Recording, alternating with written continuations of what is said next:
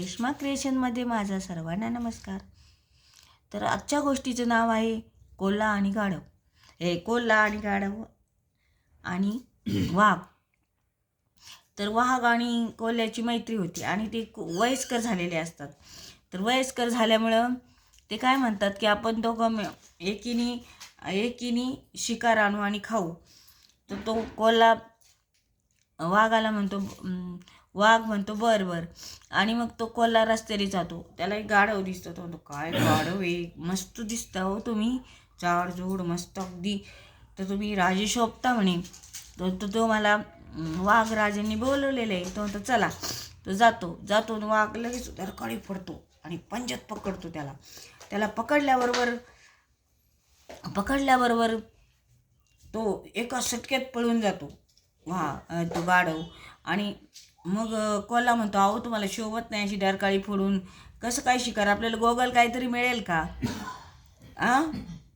तर मग तो बरं आता नाही ओरडणार. आणि मग तो परत जातो रस्त्याने चालतो. त्याला परत ते गाढव दिसतं.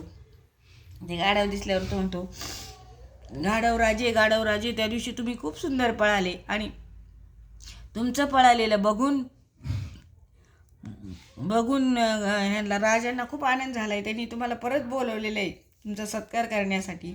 तर ते गाढव निघतं, गाढव असते आणि मग ते परत जातं. त्याच्याबरोबर जातं तर एका पंजात लगेच मारून टाकतो वाघाने मारून टाकल्यावर तो म्हणतो थांबा म्हणे, तुम्ही जेवायला बसण्याच्या आधी देवाची प्रार्थना करा, आंघोळ करा. तर तो म्हणतो बरं. आणि तो आंघोळ करायला जातो आणि हा त्या गाढवाचा कापून सगळा भेजा खाऊन घेतो. आणि भेजा खाऊन घेतल्यावर वाघ येतो आणि वाघ आल्यावर म्हणतो ह्याचा कुठे भेजा कुठे. तो म्हणतो ह्याला दोनदा तो मला फसून आणला तर त्याला कसला भेजा. असंच जगात लोक आपल्यालाही उल्लू बनवतात आणि उल्लू बनवून आपल्याला वेड्यात काढतात. माझी गोष्ट आवडल्यास लाईक करा, सबस्क्राईब करा.